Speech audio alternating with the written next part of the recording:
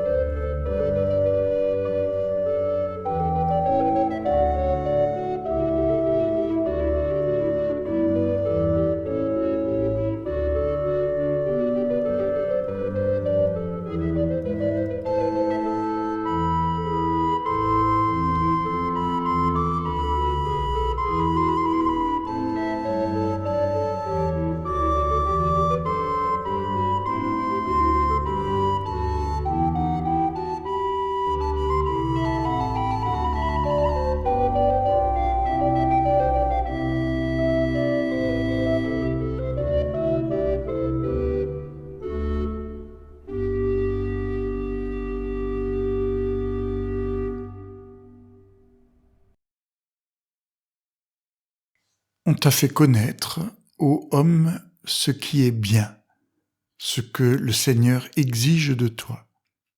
Rien d'autre que respecter le droit, aimer la fidélité et t'appliquer à marcher avec ton Dieu.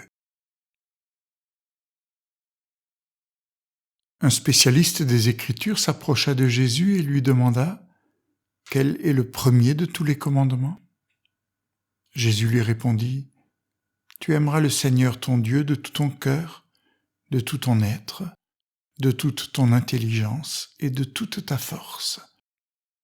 Et voici le second, tu aimeras ton prochain comme toi-même. »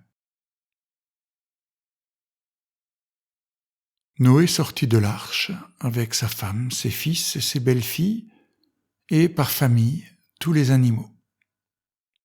Il bâtit un autel et prit parmi les animaux une bête de chaque espèce considérée comme pure, et il les offrit en sacrifice au Seigneur. Le Seigneur se dit, « Désormais je renonce à maudire le sol à cause des êtres humains. Tant que la terre durera, les semailles et les moissons, la chaleur et le froid, l'été et l'hiver, le jour et la nuit ne cesseront jamais. » Et il dit, « Voici le signe de l'alliance établie entre moi, vous et tout vivant. Je place mon arc dans les nuages. Il sera un signe qui rappellera l'engagement que j'ai pris à l'égard de la terre.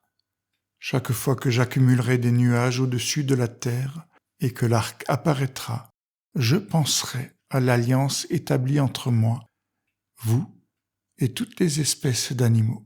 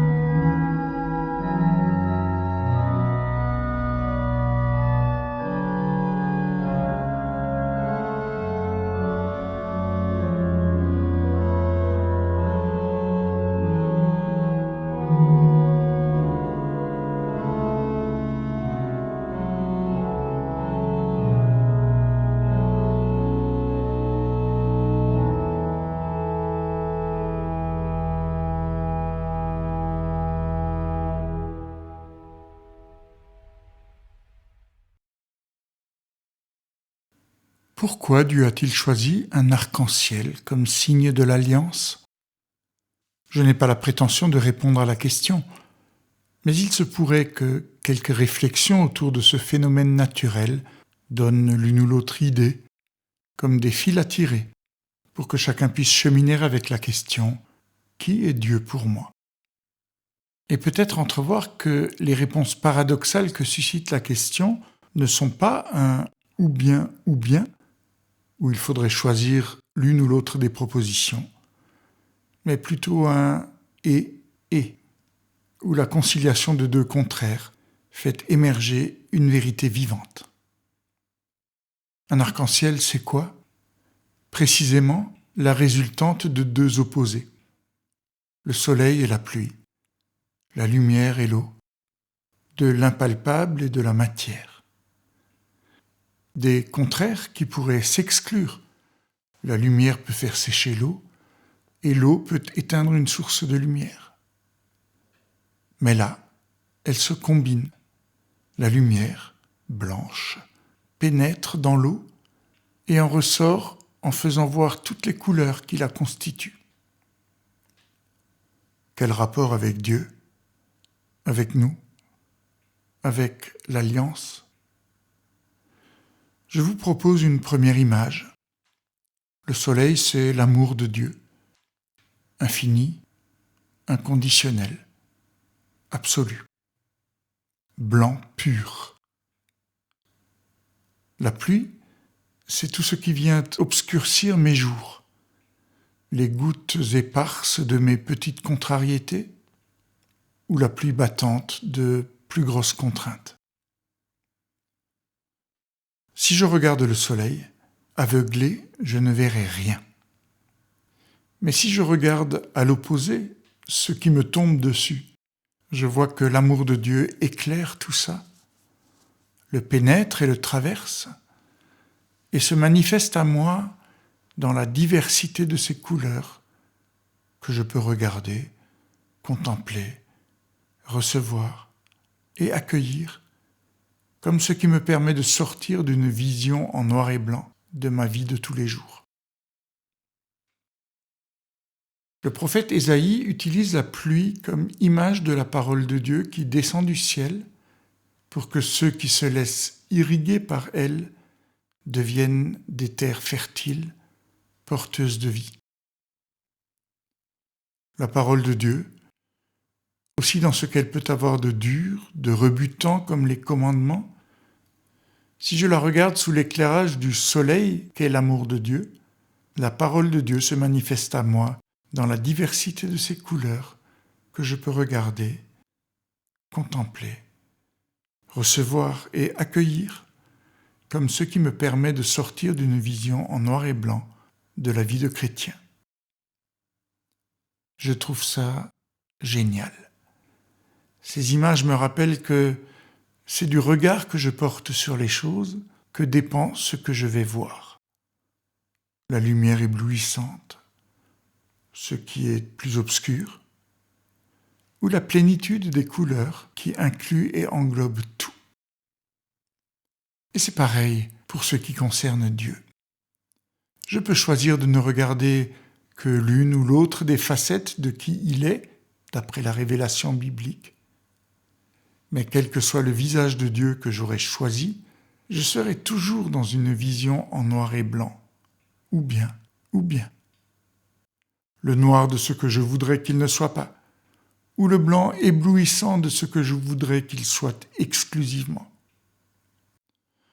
Moi, je choisis de ne pas choisir. Mon Dieu n'est ni celui-ci, ni celui-là. Il est le Dieu arc-en-ciel. Oui, c'est génial. Et je peux faire un pas de plus en changeant aussi de regard sur moi-même. Mon humanité, c'est que je suis fait, comme le dit la Genèse, de glaise et de souffle, de matériel et d'immatériel, de corporel et de spirituel. Si je choisis l'une ou l'autre seulement de ces dimensions, je ne suis plus moi-même et je ne suis plus vraiment vivant. Moi, je choisis de ne pas choisir. Mon humanité n'est ni celle-ci, ni celle-là. Mon humanité, c'est l'humanité arc-en-ciel. L'arc-en-ciel qui va de Dieu à moi, en englobant toutes mes réalités dans une réalité multicolore et vivante. L'arc-en-ciel qui va du Dieu avec qui je suis en difficulté au Dieu de toutes mes aspirations, en englobant le tout dans un Dieu multicolore et vivant. L'arc-en-ciel qui va de ce qu'il y a de plus bas à ce qu'il y a de plus élevé en moi, en englobant le tout dans un humain multicolore et vivant. Tout comme le phénomène naturel de l'arc-en-ciel qui, comme un miracle, surprend et émerveille. Tous ces arcs-en-ciel relèvent de l'instant miraculeux, par définition éphémère. Mais je sais qu'ils existent.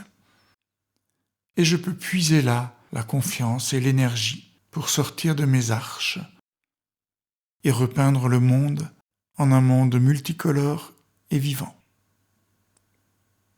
C'est un chemin multicolore et vivant qui s'offre à moi et s'ouvre à mes pas, avec pour horizon l'arc-en-ciel de la vie en majuscule qui m'attire et en même temps, comme l'horizon, toujours se dérobe pour me faire avancer encore. Va, vis, deviens. C'est tout à la fois le commandement et le cadeau que le Dieu de l'Alliance place devant moi.